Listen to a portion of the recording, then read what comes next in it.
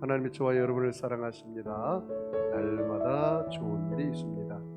따라서 볼까요? 하나님과 함께하면 모든 것이 합력하여 선이 됩니다. 예수님과 함께하면 나의 미래는 찬란합니다. 성령님과 함께하면 나는 매일매일 모든 면에서 좋아지고 있습니다. 하나님, 나는 존귀한 자입니다. 성도야, 너는 존귀한 자다. 사탄아, 나는 존귀한 자다. 예수 이름으로 명하노니 물러가라, 물러가라, 물러가라. 존귀한 자처럼 생각하고 존귀한 자처럼 꿈꾸고 존귀한 자처럼 믿고 존귀한 자처럼 말하고 존귀한 자처럼 행하면 모두 어떤 사람이 되죠? 존귀한 사람이 됩니다. 우리 옆 사람을 축복할까요? 당신은 존귀한 사람입니다. 다시 한번 축복하세요. 사랑하고 축복합니다. 이제 코로나19도 팬데믹도 이제 다 지나갔다고 정부에서 말을 했어요. 더우면 마스크 벗고 예배 드려도 됩니다. 이제는. 저는 오늘 예수님의 거룩한 습관 세 번째 시간으로 효도에 대해서 알아보겠습니다. 여러분, 예수님이 효자인 줄 여러분 아시죠? 얼마나 효자인지 우리가 알아보고 예수님의 제자라면 저와 여러분도 예수님처럼 효자가 되기를 소망하면서 오늘 말씀을 함께 나누기를 원합니다. 옛부터 우리나라를 동방예의주의라 불렀습니다. 예의가 바르고 효가 중시되는 나라라는 의미죠. 그런데 지금은 안타깝게도 전에 유니세프 아시아 태평양 지역 17개 나라를 조사했는데 어른 존경도가 우리나라가 꼴찌로 나타났어요. 효가 무너졌어요. 효가 무너지면요, 가정이 깨어지는 거예요. 전에는 3쌍 중에 결혼하면 1쌍이 이혼했는데 지금은 지난번에 여론조사에 보니까 2쌍이 결혼하면 1쌍이 이혼한다는 것입니다. 효가 무너지면요, 가정의 질서가 무너지기 때문에 다 콩가루 집안이 되어서 가정이 깨지는 경향이 많다는 사실입니다. 요즘 아이들은 얼마나 맹랑한지 모릅니다. 요즘 아이들이 풍자한 유머가 있습니다. 아빠와 영구가 목욕탕에 가면서 이야기를 나눕니다. 아빠가 영구에게 묻습니다. 사과 10개에서 6개를 먹으면 몇 개 남지? 10개에서 6개 먹으면 몇 개 남아요? 그런데 영구가 어떻게 말한지 아세요? 아빠, 6개 남아요? 그래서 깜짝 놀랐습니다. 얘가 내 머리를 안 닮고 엄마 머리를 닮았구나. 그런 생각을 했어요. 그래 버렸습니다. 아니, 야, 이놈아, 어떻게 해서 6개가 남았니? 그랬더니 영구가 하는 말이, 엄마가 그러는데 먹는 게 남는 거래요. 그래서 6개 먹었을 게 6개 남는 거라. 그리고 목욕탕에 드디어 도착했습니다. 아빠가 들어가면서 어이 시원하다 그렇게 이야기했어요. 영구는 그 말을 듣고 뛰어들었습니다. 그러나 물이 뜨거워서 나오면서 하는 말이 뭐라고 얘기할게요? 지금은 말세니까 세상에 믿을 놈 하나도 없네. 자기 아버지한테 세상에 믿을 놈 하나도 없다고 말하는 사람이 요새 참 말 잘해야 돼요. 여러분 애들 앞에서도. 옛날 우리나라에 늙은 부모님을 산속 깊은 곳에 버리는 고려장이라는 그런 풍습이 있었습니다. 어느 날 아들은 늙은 어머니를 지게에 태우고 산속으로 들어갔습니다. 어머니가 거동이 불편하니까 지게에다 태워서 산속으로 처벅처벅 걸어갔습니다. 그런데 어머니가 이상한 행동을 해요. 지게에서 어머니가 이따금씩 나무를 가지를 꺾어 놓는 것이에요. 그래서 아들이 물어봤습니다. 어머니, 왜 나뭇가지를 자꾸 꺾으세요? 그랬더니 어머니가 이렇게 말합니다. 산은 깊고 날은 저물터인데 내가 돌아갈 때 길을 잃어버릴까 봐 그런다. 이 말에 아들이 감동이 되어가지고 다시 어머니를 메고 집으로 돌아왔다는 이야기가 있습니다. 어느 분이 그렇게 저한테 얘기해요. 목사님, 기독교는 어머니도 없고 아버지도 없고 조상도 없습니까? 아니, 왜요? 아니 왜 제사를 안 드립니까? 그러더라고요. 그래서 내가 당신은 잘 몰라서 그렇습니다. 기독교처럼 효를 강조하는 종교가 없습니다. 10계명에 아예 5계명에 부모를 공경하라고 말했습니다. 내 부모를 공경하라. 그러면 내가 땅에서 잘되고 장수하리라고 말을 했습니다. 기독교처럼 효를 강조하는 종교도 없습니다. 구약에 보면요, 부모를 업신여기고 부모를 깔보고 부모를 무시하는 사람은 아예 쳐 죽이라고 나왔어요. 네? 잠언에 보니까요, 부모를 업신여기고 부모를 깔보는 사람은요, 독수리가 와서 눈을 파가버린다는 거예요. 여러분 알아서 하세요. 요새는요, 옛날에는 시부모가 모시는 어려움을 시집살이라고 표현했습니다. 요새는 뭐라고 부르죠? 며느리살이라고 합니다. 며느리 눈치 봐야 하니까. 그래, 시부모가 며느리라고 안 살라고 그래. 며느리 눈치 봐야 하니까. 사도행전, 이 사도 바울은 디모데후서 3장 1절, 2절에 이렇게 말했습니다. 말세의 여러 가지 징조 가운데 이런 말을 했어요. 내가 이것을 알라. 말세에 고통하는 때가 이르니 사람들이 자기를 사랑하며 돈을 사랑하며 자긍하며 교만하며 회방하며 부모를 거역하며 감사치 아니하며, 특별히 말세의 타락한 징조 중에 하나가 부모를 거역한다는 거예요. 부모를 업신여기고 부모를 함부로 대하고 그런다는 거예요. 여러분, 부모님도 누가 이 땅에 보내셨나요? 하나님이 보내셨죠. 저와 여러분도 이 땅에 부모라는 분을 통해서 이 땅에 보내심을 받았잖아요. 여러분이 부모를 깔보고 업신여기면 간접적으로 하나님을 깔보고 업신여기는 거예요. 성경에 보면요, 부모를 잘 섬기는 사람은 복을 받았습니다. 그 대표적인 사람이 노아의 세 자녀인데요, 노아가 홍수 이후에 첫 농사를 지었어. 포도 농사를 너무 잘했습니다. 그래서 포도 농사에 그를 해서 포도주를 만들어서 먹고 얼큰이 취했습니다. 그리고 방에서 본전 다 드러냈고 홀라당 벗어버렸습니다. 그런데 그 모습을 그 아들 함이 와서 봤어요. 보고 나서 자기 형과 형제들에게 그냥 다 아버지의 흉을 다 보는 거예요. 우리 아버지가 다 홀라당 먹고 누워있다고. 그랬더니 그 형 셈과 야벳이 뒷걸음질 치고 들어가서 그 옷가지를 가지고 아버지의 그 벌거벗은 모습을 다 덮어줬습니다. 노아가 잠에서 깨어나서 이 사실을 알고 나서 함을 저주했습니다. 그리고 함이 여러분은 어느 민족의 조상이 된지 아세요? 아프리카 민족의 조상이 되었어요. 그리고 셈은 이스라엘 민족의 조상이 되고, 그리고 야벳은 유럽과 아시아 민족의 조상이 되었다는 사실입니다. 여러분, 성경에 보니까 아주 고약한 아들이 하나가 있는데, 그 다윗의 아들 중에 압살롬이라는 아들이 있습니다. 그는 자기가 왕이 되기 위해서 아버지를 궁궐에서 내쫓아버렸어요. 그래서 아버지 다윗이 맨발로 도망갔어요, 울면서. 그래서 여러분, 부모를 거역하는 사람을 압살롬 영이 임했다고 말합니다. 그런데 압살롬이 얼마나 비참하게 죽은지 아세요? 상수리나무에 걸려가지고 요압의 부하들이 가서 칼로 난도질해가지고 압살롬의 최후가 마친 겁니다. 반대로 다윗은 그의 아버지 이새에 순종하고 양을 얼마나 열심히 쳤던지, 사무엘이 와서 왕을 취하려고 할 때 그 다윗은 아버지 말에 순종해서 아버지 양들을 생명을 걸고 양을 쳤어요. 그래서 하나님께서 이 다윗은 하나님 마음에 합한 자라. 그리고 결국 다윗이 만성천자 이스라엘 왕이 되지 않았습니까? 부모에게 순종해서 다윗이 복을 받은 것입니다.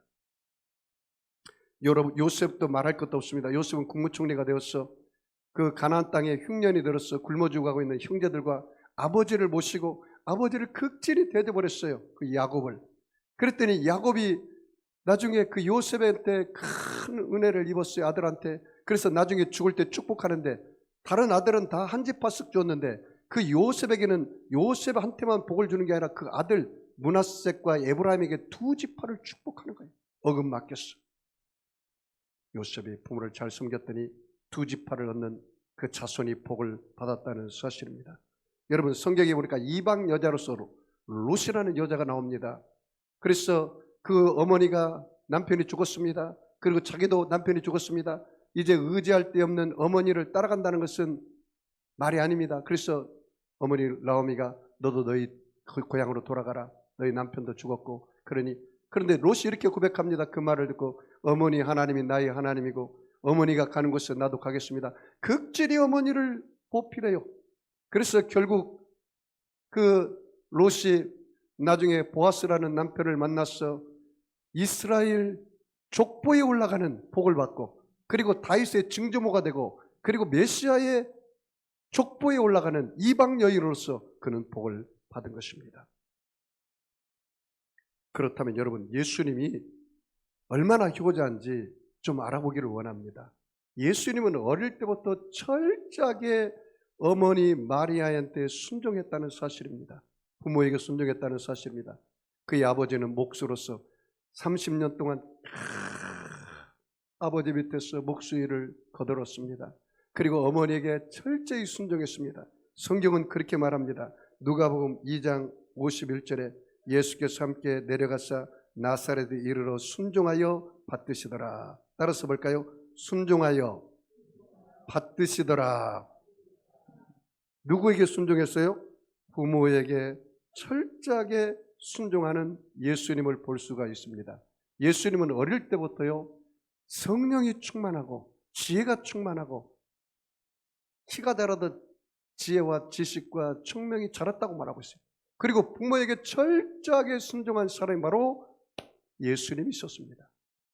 여러분, 미국 초대 대통령인 워싱턴은 언젠가 이런 고백을 했습니다. 나는 어릴 때부터 어머니께로부터 부모에게 순종하는 것을 배웠다. 그것이 나의 삶을 바로 살게 되는 밑거름이 되었다. 여러분, 자녀에게 마땅히 가르칠 것을 가르치십시오. 그렇다면 커서도 그 교훈에서 떠나지 않는 것입니다.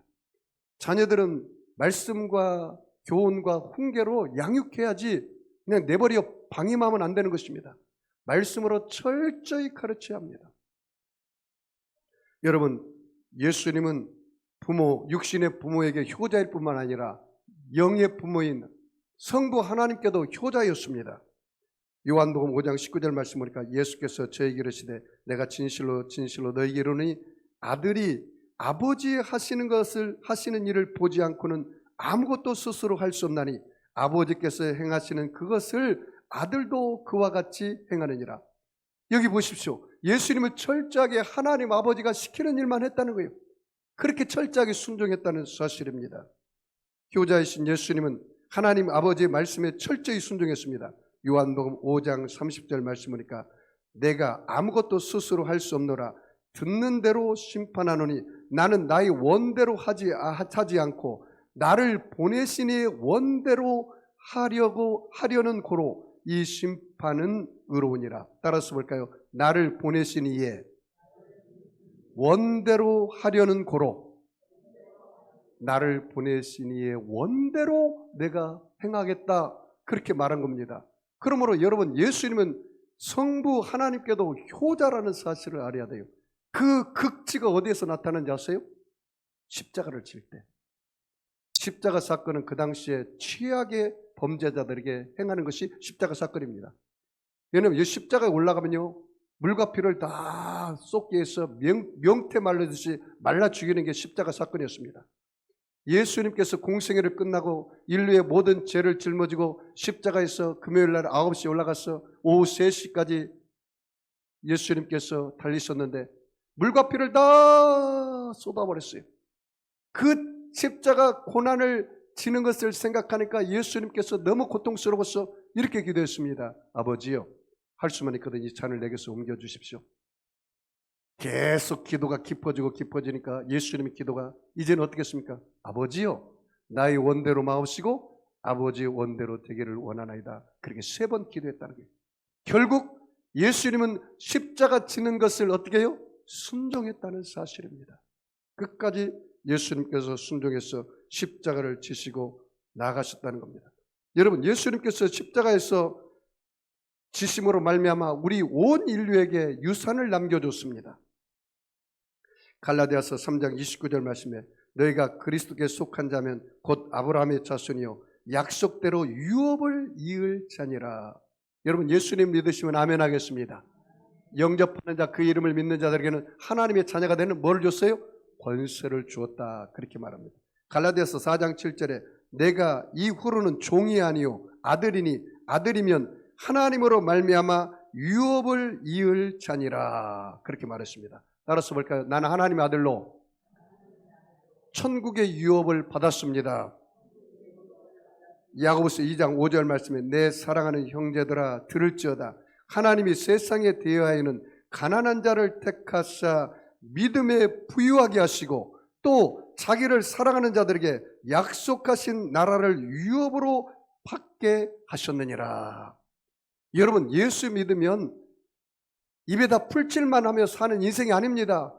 믿음에 부유한 자로서 영원한 하나님의 약속을 줬는데 현세의 약속과 내세의 약속을 우리에게 허락해 주신 것입니다. 여러분 예수를 믿으면 여러분 죄와 허물이 떠나가고 효자 되신 예수님을 통해서 여러분에게 용서와 의의 상속자가 된 것을 믿으시기 바랍니다.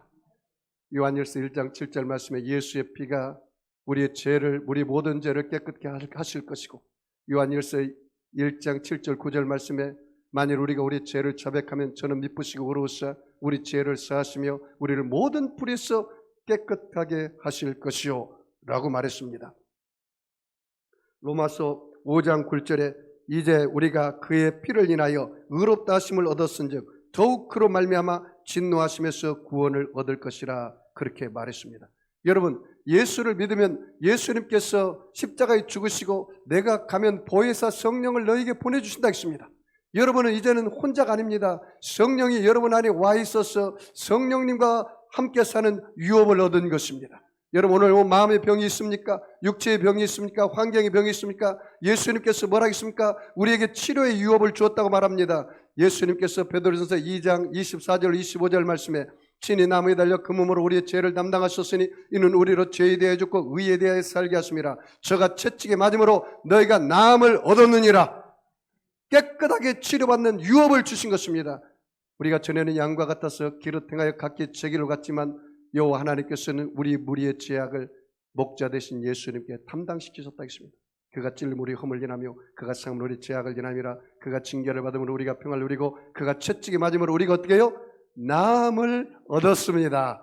여러분 예수 이름으로 기도하면 응답의 유업을 얻습니다. 예수 앞에 나오면 여러분의 가문에 흐르는 저주가 끊어지는 것입니다.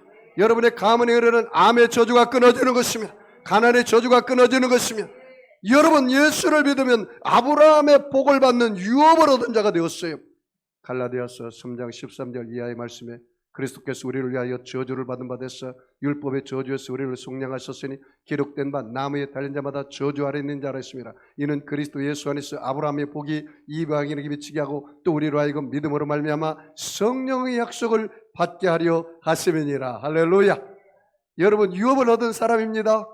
여러분 절망 가운데 있습니까? 우리 주님 우리에게 소망의 유업을 주었습니다. 예레미야서 29장 12절 말씀에 하나님의 생각은 너희를 향한 생각은 재앙이 아니라 평안이요 소망이요 장래에 너희에게 소망 주기를 원한다 했습니다. 여러분 예수 이름으로 무엇이든지 믿고 구한 것은 받은 줄로 믿으라. 우리는 영원한 영생 천국을 우리에게 유업으로 주었습니다. 예수께서 가라사대 나는 부활이요 생명이니 나를 믿는 자는 죽어도 살겠고 무릇 살아서 나를 믿는 자는 영원히 죽지 아니하리니 내가 이것을 믿느냐. 여러분 안에 생명이 유업으로 와 있습니다. 여러분의 생명이 왕노릇합니다. 여러분 죄를 다스리기를 바랍니다. 마귀를 다스리기를 바랍니다. 질병을 다스리기를 바랍니다. 저수를 다스리기를 바랍니다. 문제를 다스리기를 바랍니다. 사망을 다스리기를 바랍니다. 절망과 낙심은 예수 이름으로 물러갈지어다. 여러분은 택하신 족속의 왕같은 저수장이요 거룩한 나라요 그의 소유된 백성이 됐다는 아이덴티티 정체성을 가지고 살아야 합니다. 나는 그런 유업을 받은 사람이요. 나는 존귀한 자요. 나는 하나님의 사랑을 받고 있어요. 나는 보배로운 자요. 그러므로 오늘 여러분 예배 드릴 때만 존귀한 자로 살지 말고 예배를 드리고 나갈 때부터 더 존귀한 자로 삶을 여러분이 다스리고 정복하는 십자가 군사로 살아가서 세상 사람들이 그리스도의 발 앞에 무릎 꿇게 하는 그런 그리스도의 군사가 되어서 살기를 주의 이름으로 축복합니다. 여러분 오늘 말씀 25절을 우리 다 같이 합독하겠습니다. 요한복음 19장 25절이요. 같이 합독합니다. 예수의 십자가 곁에는 그의 어머니와 이모와 글로바의 아내 마리아와 막달라 마리아가 섰는지라. 여러분, 예수님의 십자가 곁에 누가 있었어요? 어머니, 그리고 이모, 그리고 글로바의 아내 마리아, 또 누구예요? 막달라 마리아. 다 마리아만 있네. 근데 여러분 봐요. 지금 여러분이 예수님의 어머니 마리아라고 생각하고 한번 그 십자가 골고다 언덕에 한번 올라가 보세요. 그 어머니 마음이 어떻겠어요? 그 어머니 마음이 찢어질 듯 아팠겠어요. 내 아들이 죽는 자리에 내가 대신 올라가서 죽었으면 하는 마음일 거예요. 모든 부모의 마음이죠. 그래서 그 마리아는 가슴이 찢어지는 것 같아요. 그 노마 병정들이 예수님의 통으로 입은 그 옷을 가지고 제비를 뽑고 있어요. 여러분, 그 당시에 노마 사람들은요 4겹의 옷을 입는다고 합니다. 1겹, 2겹, 3겹. 그리고 마지막 속옷은 통으로 짠 옷인데요, 원피스나 똑같아요. 그것은 아버지 그 아들에게 어머니가 손수 바느질을 해서 짜서 준다는 거예요. 근데 예수님이 십자가에 죽는 그 마지막 순간 어머니가 짜준 그 통으로 된 옷을 입고 죽으셨거든요. 근데 그것조차도 이 노마 병등들이 제비 뽑는다는 거예요. 이 예수님이 어머니를 볼 때 얼마나 가슴이 찢어졌겠어요. 얼마나 마음이 아팠겠어요. 울고 있는 엄마, 그리고 이모, 그리고 글로바의 마리아, 그리고 예수님께서 살아생전에 7 귀신을 쫓아냈던 그 막달라 마리아가 옆에서 울고 있는 그 모습을 볼 때 예수님 마음은 천갈래 만갈래를 찢어졌을 것입니다. 그런데 예수님의 그 죽는 그 극한의 고통 가운데서도 어머니를 생각했다는 거예요. 어머니를 공경했다는 거예요. 어머니를 보살피고 마지막 그 제자에게 부탁한 모습이 오늘 내용입니다. 자, 26절 우리 다 같이 읽어볼까요? 예수께서 자기 어머니와 사랑하시는 제자가 곁에 서 있는 것을 보시고 자기 어머니에게 말씀하시되 여자여 보소서 아들이니이다. 그 여자여라는 말에 줄을 쳐볼까요? 여자여. 여러분, 우리나라로 말하면 엄마한테 여자요, 그 뭐요? 큰 신뢰죠. 여러분, 이 여자여라는 말은 우리가 사용하는 여자여가 아닙니다. 이 여자여라는 말은 헬라어로 구나이라는 뜻이에요. 구나이. 그것은 여인이시여 그 말이에요. 여사님 그런 뜻이에요. 여사님, 여사님. 그 당시에는 왕후에게만 쓰는 단어예요. 구나이, 여인이시여. 그래서 여러분, 로마 황제 안토니우스가 애굽의 여왕 클레오파트라를 만났을 때 구나이라는 말을 썼어요. 여인이시여, 여사이시여 그 말이에요. 최고의 극존칭이에요. 여러분, 예수님께서 어머니를 얼마나 공경한지를 아시겠죠? 어머니를 그렇게 공경했어요. 어머니를 업신여기지 않았어요. 어머니를 개무시하지 않았어요. 어머니를 너무나 공경하니까 그 공칭으로 여자여 보소서 아들이닙니다. 내가 당신의 아들입니다. 그 어머니에게 최고의 공경을 이야기하는 거예요. 여러분, 내가 사람들 앞에서 우리 어머니 무시하면요, 다른 사람도 우리 어머니 무시해요. 내가 사람들 앞에서 내 아내를 무시하고 헐뜯으면요, 다른 사람도 내 아내를 별 볼 일 없게 봐요. 내가 동창 모임에서 내 남편을 개무시하면요, 내 동창들도 내 남편을 개무시해요. 기억하십시오. 여러분, 가정을 파탄하고 싶거들랑 자녀들 앞에서 남편 흉보십시오. 그러면 내 가정을 지키려면 어떻게 해야 돼요? 술 고랑태기 망태기로 먹고 나한테 신뢰가 하나도 없어도 자식들한테는 그렇게 말하면 안 돼요. 내 아버지가 우리를 먹여 살려고 얼마나 고생하냐. 우리 아빠를 위해서 기도 많이 하자. 아빠가 너무 힘들어서 그런 걸 한다. 그러면서 남편을 극존칭해서 자녀들 앞에서 세워야지. 그래야 남편이 가정에 빨리 들어와요. 그리고 존경받는 거예요. 남편을 완전히 자녀들 앞에서 개 무시하고 문드러 떠내버리면 그 남편이 쓸 자리가 없어. 그렇게 하면 안 돼요. 여러분, 오늘 예수님께서 그 사람들 앞에서 어머니를 극존칭으로 부르는 거예요. 여자요, 여인이시여, 왕후에게 부르는 그 존칭을 했어요. 왜 그랬을까요? 그 다음 구절에 해답이 나와 있어요. 다음 구절 볼까요? 27절 같이 읽습니다. 시작. 또 그 제자에게 이르시되 보라 내 어머니라 하신대 그때부터 그 제자가 자기 집에 모시니라. 왜 그렇게 했어요? 왜 그렇게 했어요? 그 제자 요한에게 가르쳐 주려고. 요한아, 이제는 내 어머니가 아니다. 너의 어머니다. 너의 어머니다. 너의 어머니다. 요한아, 나는 내 어머니를 책임지지 못하고 가는데 내 어머니를 부탁한다. 이제 내 어머니를 돌봐주어라. 예수님은 어머니를 이제는 돌보는 것을 그 제자에게, 요한에게 맡긴 겁니다. 여러분, 예수님 형제가 있어요. 동생들이 있었다고 했어요. 그 누나도 있어요. 그런데 왜 그 제자에게 맡겼을까요? 예수님의 동생이나 누나는 제대로 하나님을 알지 못해요. 그래서 하나님을 잘 섬기는 요한에게 맡긴 겁니다. 그랬더니 뭐라고 말합니까? 그 말을 듣고 그때부터 그 요한이 자기 집에 어떻게 해요? 모시니라 극진히 그의 어머니를 돌봤다고 성경에 이야기하고 있습니다. 여러분, 역사적 기록에 의하면 그 요한이 어머니를 모시고 예루살렘에서 11년간 살았고, 그리고 예배소의 감독이 되었을 때, 목사가 되었을 때 어머니를 모시고 그 마리아 어머니, 예수님의 어머니를 모시고 극진히 모시다가 어머니가 세상 떠날 때까지 모셨다고 합니다. 그래서 요한은 다른 제자들과 달리 수명을 거의 90세 이상을 살았다고 해요. 여러분, 요한이 그리고 밤모섬에 가서 하나님이 요한 계시록을 받은 거예요. 여기 보십시오. 증명이 됐잖아요. 다른 제자들은 다 일찍 죽었는데 요한은 장수의 복을 누리고 잘 됐어요. 할렐루야. 예배소도 6장 1절 3절에 뭐라 하십니까? 내 부모를 공경하라. 그리하면 내가 땅에서 잘 되고 장수하리라. 여러분, 장수의 복을 누리기 원하세요? 잘 되기를 원하세요? 오늘 요한처럼 여러분의 부모님을 잘 섬기시고 공경하고 잘 돌보시기 바랍니다.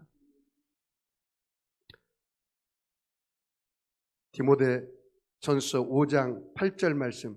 누구든지 자기 친족, 특히 자기 가족을 돌보지 아니하면 믿음을 배반한 자요 불신자보다 더 악한 자니라. 여기 보십시오. 바울이 디모데에게 말했습니다. 뭐라고 말했느냐?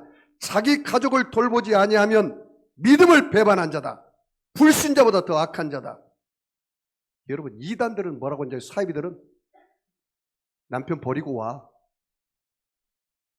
자녀 버리고 와, 불교에서는 출가해, 그래서 절간에서 살아. 여러분, 기독교는 그것이 아닙니다. 여기 뭐라고 말합니까? 자기 가족을 돌보지 아니하는 사람은 믿음을 배반한 자다. 불신자보다 더 악한 자다. 그렇게 얘기했어요. 나는 우리 성도들이 교회에서만 사는 건 원치 않습니다. 가정을 돌보세요. 그리고 기도도 하세요. 가정은 다 뒷자리 놓고 남편이 밥을 먹는지 마는지, 애들이 학교를 가는지 마는지 그냥 교회만 열심히 있는 것은 안 됩니다. 여러분이 가정에 충실하고 그리고 교회도 다니고 그래야 돼요. 그것이 성경적인 것입니다. 마지막으로 예수님은 부모님에게 하나님의 뜻을 전했습니다. 마태복음 12장 48절 50절입니다. 말하던 사람에게 대답하여 이르시되 누가 내 어머니며 내 동생이냐 하시고 손을 내밀어 제자들을 가리켜 이르시되 내 어머니와 내 동생들을 보라. 누구든지 하늘에 계신 내 아버지 뜻대로 하는 자가 내 형제요 자매요 어머니라 하시니라. 여러분, 예수님께서 기적을 베푸시고 그리고 귀신을 쫓아내고 그리고 하나님의 사역을 막 하니까 예수님의 어머니와 그 동생과 그 누이가 걱정이 돼서 예수님께 와서 예수님을 찾고 있습니다. 그럴 때 예수님께서 진정한 가족의 의미를 말합니다. 뭐라고 말합니까? 누구든지 하늘에 계신 내 아버지 뜻대로 하는 자가 내 형제요 자매요 어머니니라. 따라서 볼까요? 내 아버지 뜻대로 행하는 자가 내 형제요 자매요 어머니니라. 누구의 뜻대로요? 하나님 아버지의 뜻대로. 그래서 예수님은 그 가족들에게 복음을 전한 것입니다. 하나님의 뜻을 전한 것입니다. 진정한 가족은 예수 믿고 하나님의 자녀가 되어서 예수의 보혈로 저와 여러분은 가족이 된 겁니다. 할렐루야. 예수의 피로 한 가족이 된 겁니다. 그러므로 여러분 예수 믿고 한 가족이 되어서 우리가 천국을 이룬 것입니다. 가장 귀한 것이 예수 믿고 가족이 되어야 한다는 사실이에요. 여러분, 내가 예수 믿고 하나님의 자녀가 되었는데 나는 천국 가는데 내 어머니 아버지가 예수 믿지 않고 지옥 간다면 영원한 이별이잖아요. 내가 가장 사랑하는 사람이 나와 영원히 살아야 하지 않겠어요? 이 땅의 현세에서만 살 것이 아니라 영원한 내세에도 영원히 하나님 아버지와 함께 살아야 하지 않겠습니까? 복음을 전해야죠.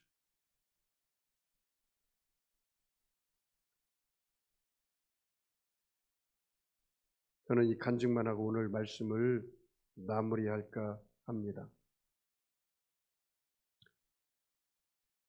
아버지의 생일날에 대한 간증입니다. 완섭씨라는 분이 순댓국을 파는 음식점을 했습니다. 어느 날 8살쯤 된 보이는 여자아이가 어른의 손을 잡고 느릿느릿 식당 안으로 들어오는 것이었습니다. 두 사람의 너절한 행색은 한눈에 봐도 거지임을 짐작할 수가 있었습니다. 완섭씨는 자리에서 일어나 그들을 향해서 신경질적으로 말했습니다. 이봐요! 아직 식당 개시하지 않았어요. 다음에 와요. 라고 이야기했어요. 그랬더니 이 8살 먹은 여자아이가 당당하게 나가지도 않고 식당 중간에 딱 앉아서 주문을 하는 거예요. 저 아저씨 순댓국 2그릇만 주세요. 그래서 불쌍한 생각이 들어서 완섭씨는 순댓국 2그릇을 갖다 주었습니다. 그리고 계산대에 앉아 물끄러미 그들의 모습을 바라보았습니다. 그 소년은 그 8살 먹은 소년은 간절히 하나님께 식기도를 한 후에 아빠에게 말하기를 아빠 내가 소금 넣어줄게 잠깐만 기다려 하는 거예요. 아이는 그렇게 말하고는 소금통 대신 자신의 국밥 그릇으로 수저를 가져갔습니다. 그리고는 국밥 속에 들어있던 순대며 고기들을 떠서 아빠의 그릇에 담아 주었습니다. 그리고 나서 소금으로 간을 맞췄습니다. 아빠, 이제 됐어. 어서 먹어. 응, 알았어. 순영이 너도 어서 먹어라. 어제 저녁도 제대로 못 먹었잖아. 아빠는 조금씩 손을 떨면서 국밥 한 수저를 떴습니다. 수저를 들고 있는 아빠의 두 눈에 눈물이 가득히 고여 있었습니다. 이 광경을 지켜보던 완섭씨는 자신도 모르게 마음이 뭉클해졌습니다. 이 순영이는 아버지 생일을 맞이해서 아버지를 향한 최선의 효도를 한 것입니다. 사랑하는 성도 여러분, 효도라는 것은 내가 물질 공양도 효도지만 가장 큰 효도는 마음으로 하는 것입니다. 마음으로. 여러분, 예수님께서 십자가에서 그 최악의 고통의 순간 물과 피가 다 쏟아지고 자기 몸도 가누지 못하는 그런 아픈 와중에서 그 어머니 마리아를 보면서 여자여 보소서 아들입니다. 나의 사랑하는 제자야 내 어머니를 부탁한다. 요한아 너의 어머니다. 이렇게 부탁하지 않았습니까? 사랑하는 성도 여러분, 이 어버이 줄만 우리가 효도를 할 것이 아니라 정말로 365일 나를 낳아주고 길러주신 부모를 우리가 공경하고 순종하고 우리가 잘 보살펴야 할 사명이 우리에게 있는 것입니다. 어느 분은 그렇게 말해요. 엄마 아빠가 나에게 해준 게 뭐가 있다고? 그래, 해준 게 있다. 널 낳았잖아. 너를 길렀잖아. 너를 먹였잖아. 엄마 아빠를 조건부로 효도하지 말아라. 엄마 아빠가 너 많이 해줬으면 효도하고 안 해줬으면 아무것도 안 하겠다는 거냐? 이런 불효자가 되지 말아라. 조건부 효도를 하지 말고 엄마 아빠니까 그냥 효도하는 거예요. 나를 이 땅에 엄마 아빠를 통해서 나를 보내준 그 하나님, 보이는 부모를 공경하지 않는 자식이 어떻게 보이지 않는 하나님을 공경한다고 말할 수가 있단 말입니까? 그건 불가능합니다. 사랑하는 성도 여러분, 예수님께서 이렇게 효를 행했다면 예수를 믿는 저와 여러분도 예수님을 닮아가야지 않겠습니까? 내가 예수님의 제자라면 예수님을 닮아가야지 않겠습니까? 예수님은 부모님에게 순종했습니다. 예수님은 부모님을 공경했습니다. 예수님은 부모님을 끝까지 돌봤습니다. 죽는 순간까지. 예수님은 그리고 부모님에게 하나님의 뜻을 증거했습니다. 우리도 부모가 예수를 믿지 않는다면 예수 그리스도를 전하는 저와 여러분이 되는 그런 어버이 주일이 되기를 주의 이름으로 축원합니다. 여러분 아픈 사람 아픈 자를 손 얹으시고 마음에 소원 있는 사람은 가슴에 손 얹으시기 바랍니다. 하나님 아버지, 부모는 우리를 위해서 손발이 닳도록 고생하셨습니다. 당신의 아픔을 자녀들이 보일까봐 끝까지 참고 인내하시고 웃어주셨습니다. 하나님 아버지, 예수님은 죽는 그 순간까지 그 어머니를, 엄마를 존경하며 그 엄마를 그 제자에게 부탁하고 보살폈습니다. 효자 중에 효자가 예수님입니다. 우리도 예수님을 믿고 따라갔다면 모두 다 예수님 제자가 되었어 내 육신의 부모 또 영의 부모 하나님 아버지에게 효자들이 되었어. 정말로 살아생전에 부모에게 못을 박지 않도록 저들을 부모를 잘 말에 순종하고 공경하고 보살피고 예수를 전함으로 모두 다 저 천국에서 영원히 같이 살 수 있도록 은혜를 베풀어 주시옵소서. 하나님 아버지, 예수님이 십자가 위에 올라가서 몸짓고 물과 피를 다 쏟으심으로 우리에게 유업을 주었습니다. 누구든지 예수를 믿는 사람은 구원을 주시고 성령을 주시고 영혼육의 치료를 주시고 아브라함의 복을 주시고 영생 복락을 주셨습니다. 하나님 아버지요, 우리 마음이 화에 맞은 가슴이 되지 않기를 원합니다. 말세의 현상을 따라가는 부모를 거역하는 자들이 되지 않기를 원합니다.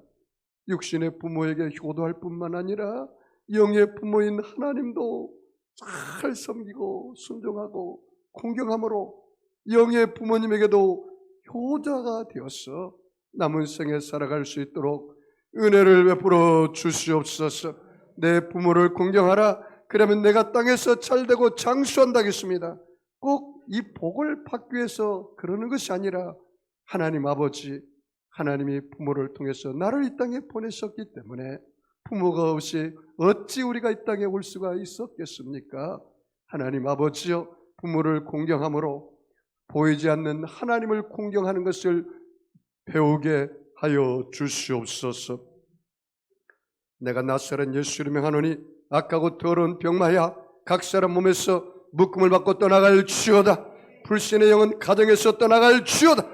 부모들이 다 예수 믿는 역사가 일어나게 하여 주시고 자녀들이 모두 다 예수 믿게 하여 주옵소서. 아버지, 병든 자가 있습니까? 예수님이 채찍에 맞음으로 우리가 치료에 아버지 유업을 주었사오니 마음의 병을 치료하여 주시옵소서. 육체의 병을 치료하여 주옵소서. 환경의 병을 치료하여 주옵소서. 나사렛 예수를 명하노니 악하고 더러운 병마야 각 사람 몸에서 묶음을 받고 떠나갈지어다. 병만은 물러갈지어다. 악의 세력은 빠져나갈지어다.